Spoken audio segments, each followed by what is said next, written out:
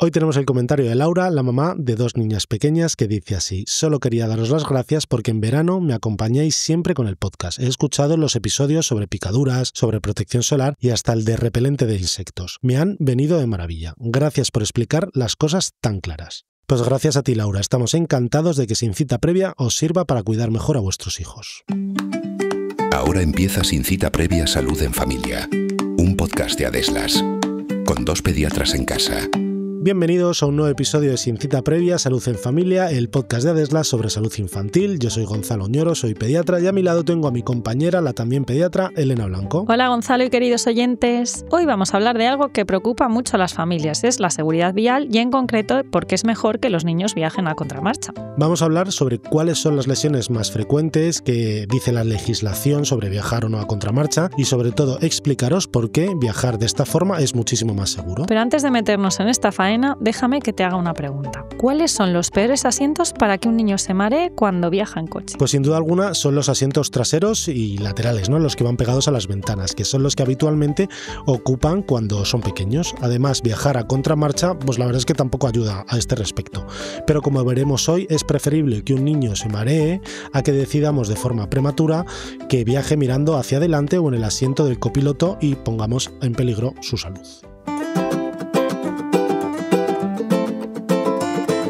Y yendo al tema que nos ocupa hoy, sobre la seguridad vial dentro del vehículo, la importancia de que los niños viajen a contramarcha, vamos a ponernos en contexto. En España, en el año 2023, que es el último en el que hay datos sobre esto, hubo más de 1.800 fallecidos en siniestros en vías públicas. Los niños de 0 a 14 años son menos en cifras absolutas, pero los accidentes de tráfico siguen siendo una de las principales causas de mortalidad infantil. Y como sabéis, muchas veces en los accidentes de tráfico hay niños que son los ocupantes de los coches y las lesiones en ellos, aunque un mismo impacto, pueden ser mucho más graves que en un adulto. Claro, en estos datos que nos da Elena no solo son los accidentes, o sea, los atropellos también estarían incluidos, pero no es desdeñable cuando un niño viaja como pasajero en un vehículo, ¿no? Y las lesiones más habituales tras un accidente de coche, pues sin duda alguna, son los traumatismos cráneoencefálicos, que son los que más nos preocupan a los pediatras, porque dentro de la cabeza va una cosa que es el cerebro, que lo sabemos todos, que es sin duda alguna lo que más secuelas nos puede provocar a largo plazo y una de las causas más frecuentes de mortalidad, ¿no? Esto lo vamos a ver sobre todo muy frecuentemente en los choques frontales, ¿no? Cuando un vehículo impacta de forma frontal contra pues, una señal de tráfico, un árbol u otro coche, ¿no? No tanto en los accidentes laterales. Pero también lesiones cervicales, ¿no? En la columna cervical, en el cuello, lesiones torácicas y abdominales y luego pues las fracturas de extremidades, ¿no? Y os las he enumerado un poco por gravedad, ¿no? Lo que decíamos, lesiones de la cabeza, lo que más nos preocupa por gravedad, lo que dirían las siguientes, y por último, bueno, pues nadie quiere romperse un brazo o una pierna, pero obviamente eso muchísimo menos grave que darse un golpe fuerte en la cabeza, ¿no? Y como bien has dicho, pues por importancia el traumatismo craneoencefálico severo puede dejar graves secuelas cognitivas, escolares o físicas a largo plazo, y además desde el punto de vista estadístico la discapacidad que puede dejar está un traumatismo grave o bueno, un traumatismo de cualquier tipo, pero hablando sobre todo del traumatismo craneoencefálico, pues son niños que van a convivir desde el punto de vista de la estadística de años viviendo con discapacidad. Un niño que le queda más cantidad de vida, pues son años perdidos o años de vida que va a tener con discapacidad, mucho más un niño que un adulto, ¿no? Sí, frente te refieres a estas a que, lesiones. Claro, no es lo mismo una persona de 80 años que tiene un accidente y una discapacidad, pues obviamente le quedan muchísimo menos años de vida por vivir, no por el golpe, sino por esperanza de vida, que un niño de 5 años. Entonces, pues esa es la importancia desde el punto de vista de la estadística.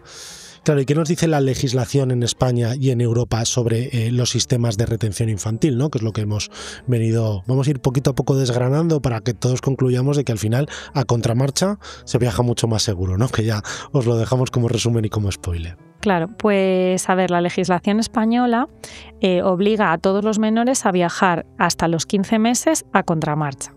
Y esto se hace a través de los sistemas de retención infantil, que bueno, hay varias normativas, hay una más antigua que os contaremos y una que es más actual, que es en base a normativa europea, en la que se han dividido como los diferentes tipos de sillas con conocimiento de lo que es más seguro a cada edad, ¿vale? Entonces es evidente que no puede ir un niño de un mes de vida en la misma silla que uno de 7 años, ¿no? Y teniendo en cuenta que a contramarcha es lo más seguro, ¿vale? Entonces, la normativa R4404, que esta es la más antigua, esta es la que se basa en el peso del niño, que es un poco... Esto de los padres saben mucho y muchas veces saben más que los pediatras, la verdad. Pero bueno, esta es como la antigua, ¿no? Como decimos, pues el niño, en vez de por edad o por altura, ¿no? Dice, bueno, pues el niño hasta bebé, hasta 10 kilos, pues puede ir en el capazo, ¿no? Pero bueno, también puede ir en las sillitas tipo huevito, que estas son las sillitas del grupo 0+, que bueno, pueden ir ahí hasta los 13 kilos más o menos, pero claro, aquí depende, hay bebés de 13 kilos pequeños, hay niños de 13 kilos que ya son muy largos, o sea que bueno, esta normativa por peso pues quizás es menos exacta que la siguiente. Claro, esta normativa al final, que os lo está diciendo Elena, seguro que la tenéis muchos en la cabeza, es la de las sillas de grupo 0, grupo 0+, grupo 1, grupo 2, grupo 3. No vamos a enumerar aquí para qué es cada una en concreto, pero bueno, que hacía referencia al peso del niño. Sí, es verdad que por estadística un niño de tal peso suele tener tal edad, pero no siempre es así, ¿vale? Hay bebés muy grandes que siguen siendo bebés, ¿no? Y que necesitarán agarrados de una forma y no porque sea luego un niño de 2 años que pese muy poco, tiene que ir en una silla de bebé de 6 meses, ¿no? Eso es. Porque se mueve mucho más, porque necesita otros agarres. Eso es. Y de todas maneras, esta normativa, que aún está vigente en España, pero está siendo retirada de forma progresiva por la más actual, que es la R129/eSides, que seguro que ahora muchas sillas de los que estáis comprando sillas ahora, sistemas de retención infantil, veréis que lo pone, pero claro, eso no quiere decir que las sillas anteriores o los que la hayáis utilizado no valgan. O sea, esto viene a sustituir a la anterior, pero mientras sigan estando, pues las podéis utilizar siempre en base a las características de esa silla. ¿Qué es lo que viene a decir esta nueva normativa? Pues esta se basa en la altura del niño. Por un lado, obliga a viajar a contramarcha al menos hasta los 15 meses, ¿no? Que es lo mismo que dice la legislación española, que eso es lo obligatorio por ley, ¿vale? Y clasifica según el rango de altura los diferentes sistemas de retención, hasta 75 centímetros, de 61 a 1,05. Cada silla pues sería un poco parecido a lo de los grupos 0, 1, 2, 3, pero en base a la altura. Y en general, pues bueno, el eSides bebé sería desde el nacimiento hasta unos 85 centímetros de altura, que vienen a ser los 15 meses de los que hablábamos antes. Estas siempre van a ir a contramarcha. Se fabrican a contramarcha, vamos ya. Claro, luego lo que se llama eSides mi inglés es malísimo. Eso, que Elena lo dice mejor. Convertible, que es hasta los 105 centímetros de altura, que es como los 4 años, que son modelos que permiten, hay algunos modelos que permiten incluso viajar a contramarcha de forma prolongada, ¿no? Hasta esos 4 años de edad. O sea, no quiere decir que solo haya sistemas de retención infantil que sirvan para contramarcha, que estén testados para ir a contramarcha en niños pequeños, también lo hay en mayores. Y luego estarían los eSides elevadores, que son los que van más o menos desde 1 metro de altura hasta 1,50, que lo llevaría más o menos pues hasta los niños hasta los 12 años de edad, ¿no? Siempre que no les quede el cinturón de seguridad, porque en esto ya se utiliza el sistema de seguridad, el cinturón de seguridad directamente en el niño, pues por un sitio que no debe ir, ¿no? Por fuera del hombro. Estos recomendados, pues que el mayor tiempo posible vayan con respaldo y protecciones laterales, pues que nos va a proteger de todos estos impactos, ¿no? Que se pueden producir con la fuerza antero-posterior o bien lateral. Y lo que está claro es que, bueno, cuanto más tiempo puede usar un niño en el sistema de retención infantil mejor, recomendado hasta 1,50, y que es importante que este sistema de retención infantil pues que no sea cualquiera, que sea uno que esté homologado y adaptado al peso y la talla y por supuesto correctamente instalado en el vehículo. Es importante probarlo con el niño y en tu propio coche, porque no todos los coches son los mismos espacios entre asientos, con el de delante, en el propio espacio de tu vehículo, con el tamaño del niño, o sea que es importante que veamos que para nuestras necesidades ese sistema de retención infantil, que los hay de muchas marcas y de muchos tipos, pues nos valga. Y recordando que cuanto más tiempo el niño consiga viajar a contramarcha, pues siempre va a ser más seguro. Claro, y luego, ¿hasta cuándo utilizar los sistemas de retención infantil? Bueno, los elevadores se podrían utilizar hasta 1,50 m, pero lo que marca la legislación es que pueden dejar de usarlos, o sea, ya no serían necesarios a partir de 1,35 m. ¿Qué pasa? Que hay algunos niños que dependiendo de la altura como la tengan distribuidas a lo largo del cuerpo, ¿no? Si tienen las piernas más largas o el tórax y el abdomen más corto, con 1,35 m, un niño que ya por legislación no tendría por qué utilizar un sistema de retención infantil, tú le pones el cinturón y le queda en el cuello. No me vale. O sea, ese, aunque mide 1,35, habrá que seguirle poniendo en un elevador para que el cinturón de seguridad le pille por encima del hombro y la clavícula. Bueno, estamos insistiendo mucho, Elena, en que es preferible que los niños viajen a contramarcha el máximo tiempo posible, pero tampoco hemos dicho por qué, ¿no? Ahí está. Entonces, ¿por qué es mucho más seguro viajar a contramarcha? A ver, proporcionalmente el niño, esto lo hemos dicho muchas veces, tiene como mucha cabeza respecto al resto del cuerpo, ¿no? Es verdad que el mayor crecimiento del craneal se produce en los primeros años de vida y luego ya la cabeza no te crece más, ya lo que te crece es el cuerpo.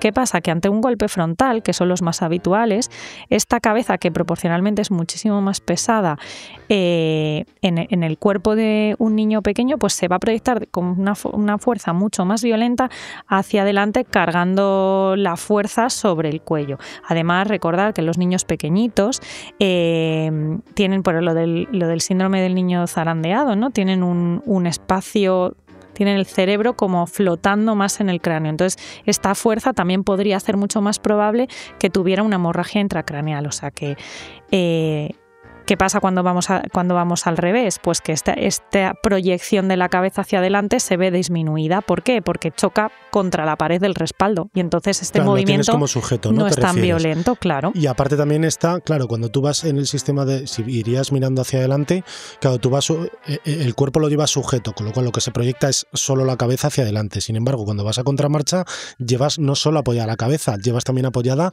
la espalda, con lo cual... El cuello y el tronco y todo. Claro, con lo cual todas esas fuerzas que se multiplicarían mucho por la velocidad se distribuyen en todo el cuerpo en vez de ser solo en la cabeza. Y por eso es mucho mejor que los niños viajen a contramarcha. Esto, si buscáis algún vídeo en internet, yo creo que se entienden bastante bien.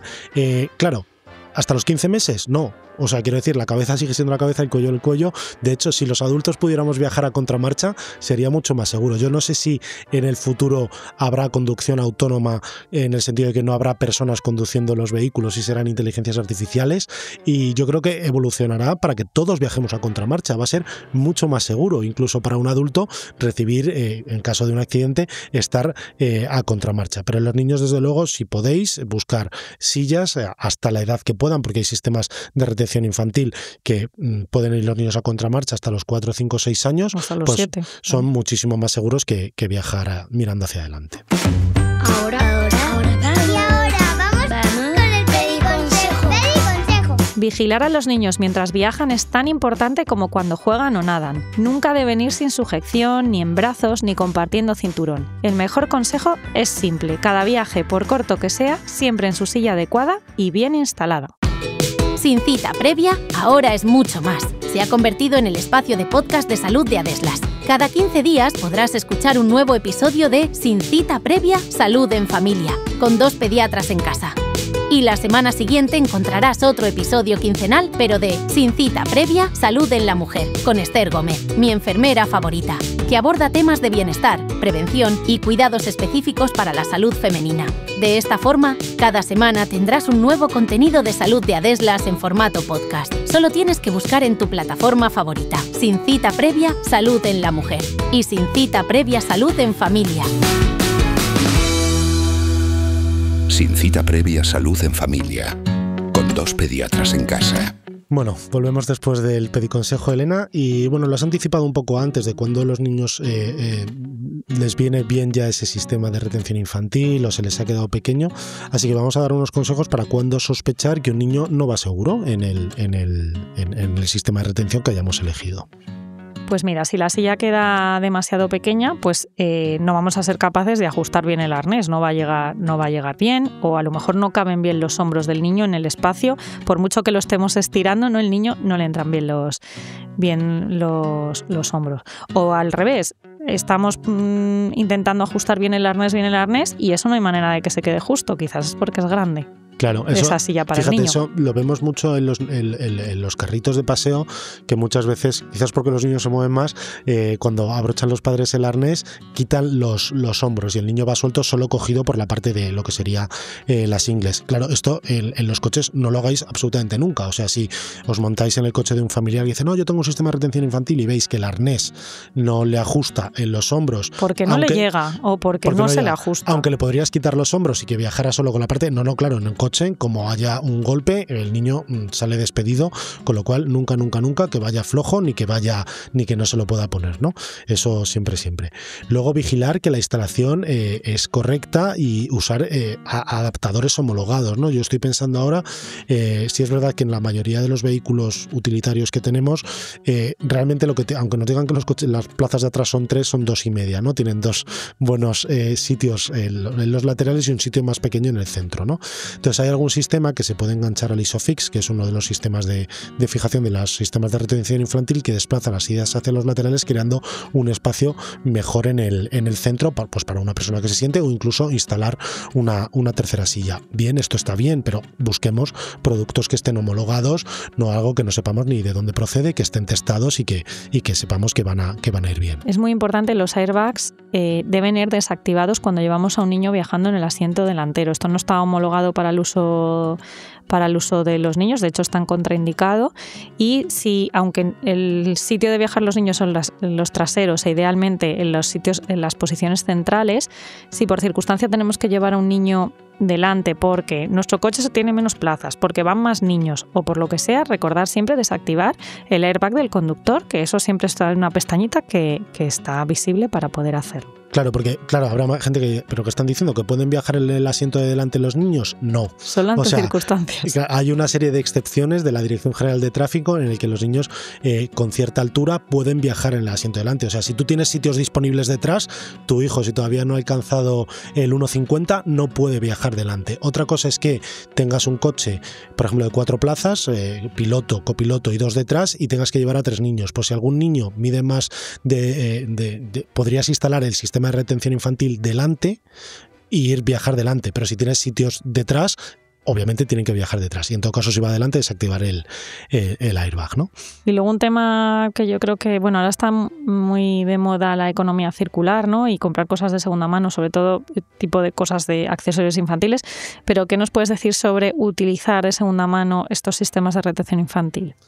Pues por un lado yo te diría que por la economía circular está muy bien, ¿no? Y quizás ya no solo a la hora de comprar, pero todos yo creo que tenemos algún familiar, nuestras sillas se nos han quedado pequeñas y se lo damos al familiar para que lo utilice bien. Claro, nosotros sabemos qué producto estamos entregando, ¿no?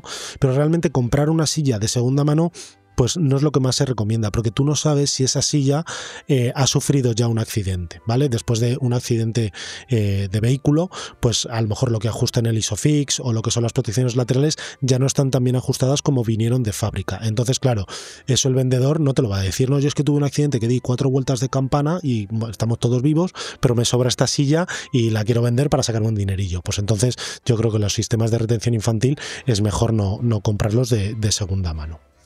Con los alzadores, que serían solo como un taco, pues bueno, ahí creo que podríamos hacer una excepción, ¿no? Porque realmente los alzadores se colocan solo encima del asiento para que el niño vaya sentado encima, ahí sí que podríamos hacer una excepción. Pero en cuanto al resto de sillas que llevan arneses con enganches o las piezas que tienen para sujetar ISOFIX, yo creo que ahí es preferible no comprarlas de segunda mano. Y bueno, como ya última parte, os vamos a dar unas recomendaciones de buenas prácticas y prevención a la hora de utilizar estos sistemas de retención infantil, pues para recordar.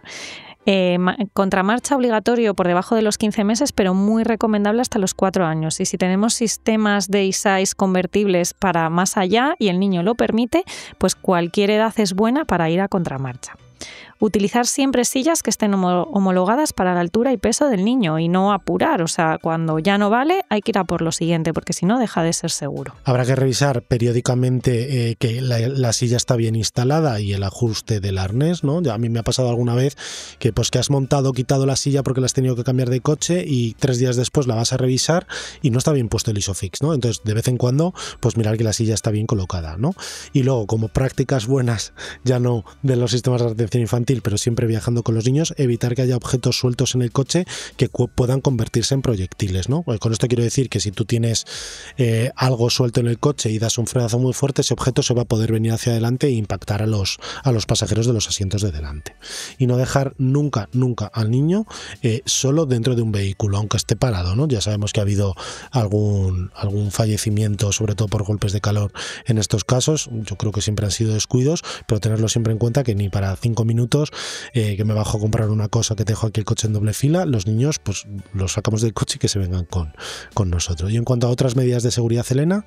Pues recordar hacer descansos frecuentes en viajes sobre todo largos, pues cada 2-3 horas tenemos que parar, los niños pequeños seguramente tienen que comer, mantener dentro del habitáculo del coche una hidratación y una temperatura adecuada y educar a los niños siempre desde pequeños la importancia del uso del cinturón y de la colocación sobre su sistema de retención infantil siempre que tengan edad para ello. Y ahora, unos consejitos. Toma nota. Que no te olvides. Los accidentes de tráfico siguen siendo una de las principales causas de mortalidad infantil. Viajar a contramarcha es mucho más seguro porque protege cuello y cabeza del niño. La ley marca un mínimo, pero la recomendación es clara: mantener la contramarcha el mayor tiempo posible.